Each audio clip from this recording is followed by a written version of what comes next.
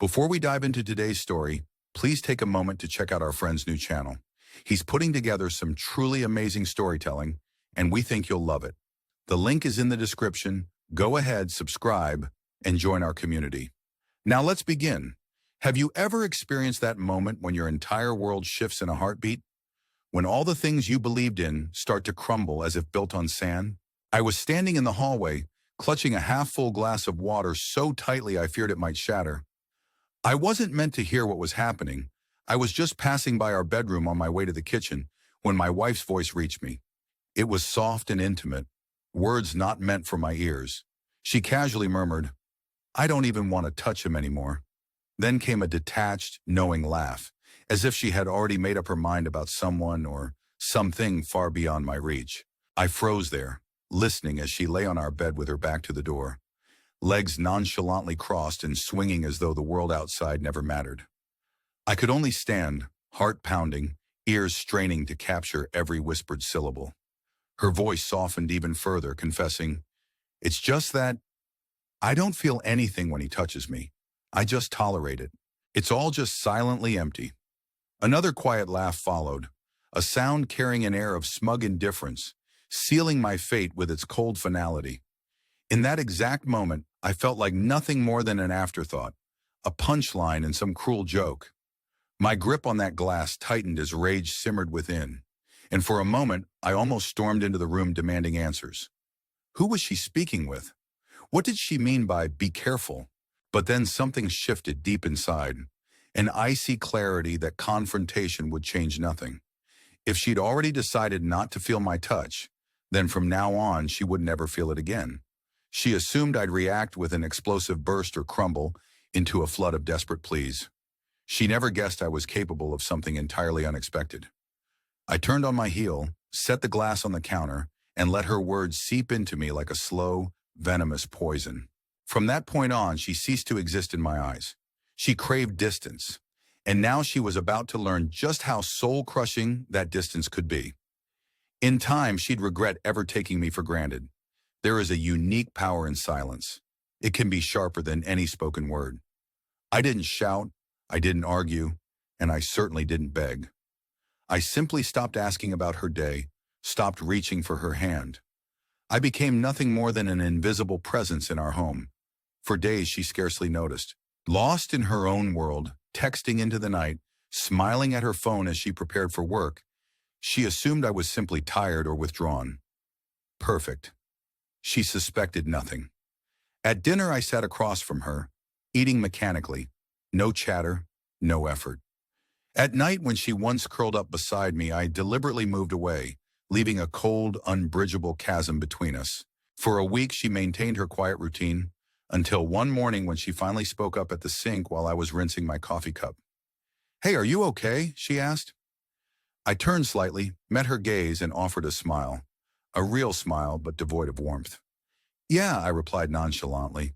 "Why wouldn't I be?" She blinked, unsure. "I don't know. You've been so quiet." I merely shrugged, just thinking. And with that, I walked past her, grabbed my keys, and headed off to work. Let her feel that lingering uncertainty, the same disquiet that I had felt in that hallway when those damning words were whispered. Then the subtle cuts began. The first wounds came from the smallest changes. Our movie nights used to be a cherished tradition, snuggled on the couch under a shared blanket, watching picks chosen together.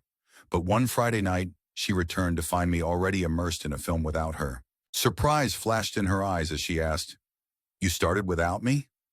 I nodded, silently justifying, "Didn't seem like you'd be interested." I didn't pause the movie or shift over. She sat at the far end of the couch, tension thick in the air. The next day, I arrived home later than usual. She was waiting by the kitchen counter with arms crossed and a skeptical frown. "Where were you?" I simply shrugged, setting my keys down with a cold finality. "Out. With some people." "People?" she pressed. I met her uncertainty with an unreadable look. "Yeah, people," and walked past, leaving her to stew in her own thoughts. For the first time, I saw real worry in her eyes, a flicker of doubt. She wasn't accustomed to being ignored. She was used to my constant care and unanswered questions. But I wasn't going to play the role of the attentive partner anymore. In her mind, I had become background noise, a disposable presence. The major shift came after 2 weeks. I was no longer merely silent, I was absent. Physically, I remained, but emotionally and mentally, I was a ghost. I moved around her as if she were just another piece of furniture, speaking only when necessary in curt, polite fragments. Slowly, her defenses began to crumble. One evening, she mustered the nerve to ask, "Do you want to go out for dinner tonight?"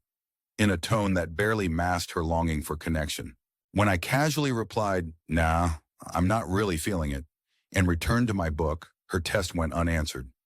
The following morning, as I dressed, she reached out and lightly touched my arm. I flinched, just a slight movement, but it was enough. Her tender gesture was abruptly repelled, and that moment marked the first true crack between us.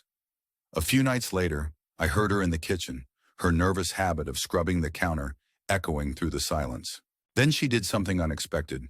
She brought out a bottle of wine and 2 glasses, placing them on the coffee table as though suggesting a truce, a way to recapture what we had. I glanced up from my phone. "What's that?" she offered with a hesitant smile.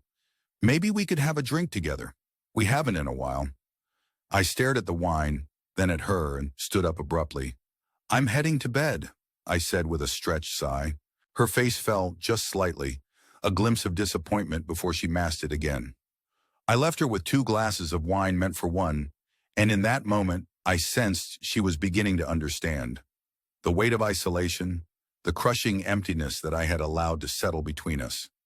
Lying in bed that night, I listened to the soft creaks of our home, the cabinets closing as she cleared away the remnants of our shared routine. For the first time in ages, I slept soundly. This was only the beginning. Soon enough, her desperation began to surface in small, almost imperceptible ways. A lingering glance, a repeated question as she tried to grasp what was slipping away. She wasn't used to being ignored, yet she still didn't know that I already knew everything. That ominous understanding further solidified when, 3 weeks after I overheard her say she no longer wanted my hugs, the confirmation of her affair came crashing in. It happened one fateful night. As I lay in bed scrolling through my phone, a notification flashed. A single message preview reading, "Tonight was incredible. I can't stop thinking about you." The sender? Only the letter K. My heart didn't race. I just stared at the message. I had already suspected enough. She emerged from her bathroom, towel drying her hair, completely unaware of the active notification. In that moment, I felt an irreversible shift within me. Until then, I had maintained a slow, methodical withdrawal, a psychological game to let her live with the consequences of her choices. Now I had her confirmation, my secret leverage. The next morning, I called in sick. She left for work after bestowing a half-hearted kiss upon me, as if everything were still normal. I waited exactly 20 minutes before opening my laptop. First priority, discover who this K was. It didn't take long. A quick look at our shared phone records revealed a recurring number, always lighting up late at night. Cross-checking her social media, I pieced together the puzzle. I discovered him, Kevin, a polished mid-level executive at one of her companies. Handsome, refined, and wrapped in an air of invulnerability. I almost laughed at the irony. He had no inkling that the game had already dramatically shifted in my favor. Over the next few days, I became both observer and hunter. I tracked their messages, followed her discreetly as she worked late at an upscale hotel, and even slipped a tiny Bluetooth tracker under her car. Nothing illegal, just enough to know where she went. To secure the final damning evidence, I hired a private investigator. In less than a week, I had everything: photos, text exchanges, even video footage capturing them entering and leaving the same hotel room. I now held undeniable proof. I could have crashed in and confronted her right then, exposing every lie on the spot, but that would have been too simple. She had taken her time tearing apart our marriage, so I would take my own time orchestrating her downfall. The night before I executed my plan, she did something unexpected. She sat close beside me on the couch, as if trying to bridge the distance she had created. "Hey," she started softly. I looked at her with an unreadable expression. "Yeah?" She hesitated, then continued. "I feel like we've been off lately." Testing my emotion, she wanted to see if I still cared. I guess, I replied indifferently. Maybe you just haven't noticed. Her sigh filled the space between us. I smiled that same calm, almost reassuring smile from before and said, neither do I. For a fleeting moment, relief washed over her face. She thought there was hope. She had no idea that tomorrow would become the worst day of her life. That night, while she was getting ready for bed, I waited patiently until she was alone in the bathroom, brushing her teeth, humming softly to herself. Then I placed an envelope on her pillow. Inside were every text, every photo, every screenshot, every lie laid out bare. When she returned and saw the envelope, her eyes widened in disbelief. "What's this?" she managed in a tight voice. I stayed silent, watching her hands tremble as she flipped through the evidence of her betrayal. Her breathing became shallow, her lips parted in a silent gasp, yet no words came. When she finally looked up, her face was as pale as a ghost. "Where did you—" she began, but couldn't finish. She understood all too well. I leaned forward, elbows resting on my knees, and allowed the heavy silence to stretch between us. Then with a cold calmness, I said, "You don't have to hug me anymore. There's no pretense here. You're free now." Her mouth opened as if to protest, but I raised my hand to cut her off. There would be no arguments, no shouting, no desperate reasons, just the weight of my indifference. In that moment, she knew she had already lost me completely. Regret, like a slow poison, can fester and consume until nothing remains. I watched as guilt and despair overtook her. For months, I had nurtured my silent withdrawal, and now she experienced every cut of abandonment. At first, she tried to mask it with anger, insisting that she never imagined I'd ever walk away. But I responded with nothing more than a measured tone. "You thought I'd be a fool. You thought that no matter how many lies, I'd remain here waiting. That was your mistake." Her eyes glistened with unshed tears as the truth sank in. The following days were a masterpiece of strategic indifference. I stayed present, yet perpetually distant, avoiding her attempts to bridge the growing gap. Each gesture she made, a cup of coffee poured in the morning that I let go to waste, dinner invites that received only a curt no, cut deeper than any yelling match ever could. Eventually, the emotional toll got to her. 1 week later, I heard genuine, gut-wrenching cries coming from the kitchen. I remained in the living room, scrolling through my phone, feigning ignorance as the raw pain unfolded mere feet away. Finally, she exploded. Storming into the room with disheveled hair, red-rimmed eyes, and a voice trembling with rage, she shouted, "Are you really just going to ignore me forever?" I looked up slowly, meeting her desperate eyes with a smirk, and simply replied, "Yes." Her body tensed as if struck. "Why won't you fight? Why won't you get angry?" she demanded, fists clenched in vain. I leaned forward calmly. "You don't deserve my anger, or my time. You're nothing to me." Tears filled her eyes as she whispered, "I was wrong. I thought you'd never leave." I finished softly, "And you thought your lies would keep me around." She gulped, her breath shaky, and I knew she had lost not only our marriage but herself too. I gave her 2 more weeks to drown in the silence and regret she had chosen. Eventually, I packed only the essentials, just enough for her to understand that I wasn't coming back. One evening, as she arrived home and found me zipping up my last bag, she hesitated at the doorway. "Where are you going?" she asked with uncertain sorrow. I didn't answer. Instead, I met her eyes, smiled with that same cold indifference, handed her the envelope, and walked past. She didn't follow. There were no more words left between us. As I stepped out into my new future without her, I felt nothing but a deep, unsettling satisfaction. She had wanted space, excitement, and freedom from my touch. Now she had everything she'd asked for. Regret, as they say, is a shadow that lingers, an echo in the halls where love once resided, suffocating the air until every breath becomes heavier. My ex-wife, now truly alone, drowned in that relentless regret.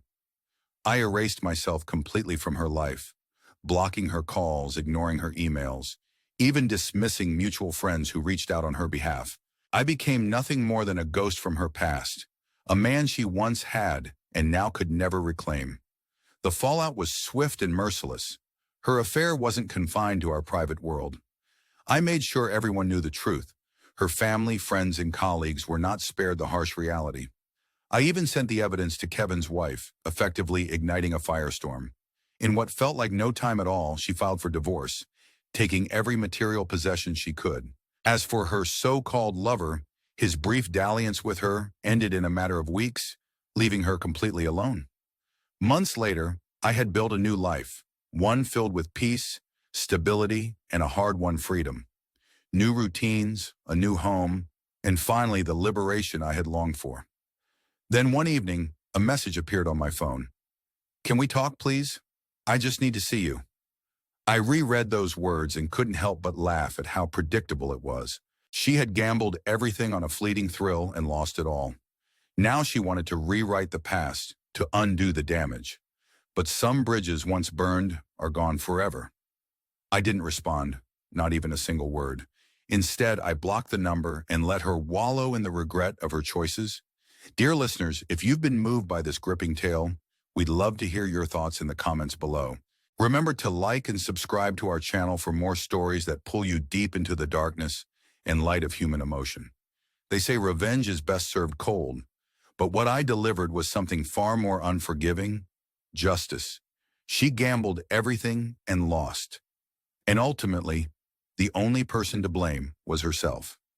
As for me, I walked away unscathed, leaving behind a chapter filled with heartache, regret, and the haunting echoes of what once was.